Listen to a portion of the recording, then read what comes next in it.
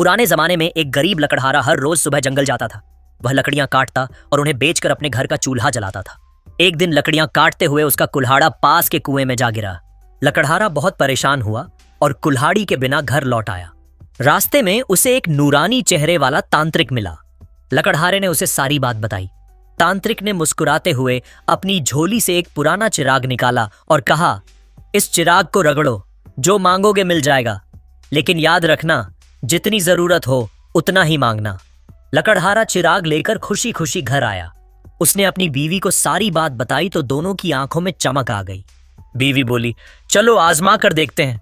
लकड़हारे ने चिराग रगड़ा और कहा, हमें सोने के सिक्के चाहिए। चिराग से आवाज आई, तुम्हारी ख्वाहिश पूरी हुई। अगले ही पल उनके सामने सोने के सिक्कों का ढेर लग गया।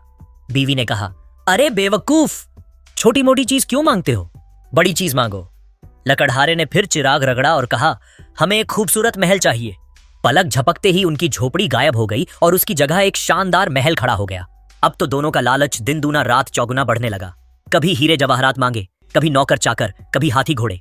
देखते ही देखते उनका महल खजानों से भर गया, लेकिन उनकी ख्वाहिशें कभी खत्म न हुई। तांत्रिक की नसीहत दोनों पूरी तरह भूल चुके थे। आखिर एक दिन लालच के जोश में दोनों ने चिराग रगड़ा और जोर से बोले, हमें सारी दुनिया की दौलत दे दो। ईदई नहीं। चिराग से भयंकर आवाज गूंजी। इंसान का लालच कभी खत्म नहीं होता। अगर सारी दुनिया भी सोने की बन जाए तब भी लालची को काफी नहीं लगती। लालच का अंजाम हमेशा खाली हाथ होता है और बर्बादी होती है। इतना कहते ही जोर की आंधी चली। सारा सोना, हीरे, महल, नौकर चाकर सब गायब। चिराग राख बनकर बिखर गया। लकड़हारा और उसकी बीवी फिर से उसी पुरानी टूटी फूटी झोपड़ी में खाली हाथ खड़े थे। अब जाकर उन्हें समझ आया कि लालच ने उन्हें अंधा कर दिया था। अगर वे चंद सोने के सिक्के लेकर ऊपर वाले का शुक्र अदा करते और संतोष से रहते तो उनकी जिंदगी सुख चैन से कट जाती।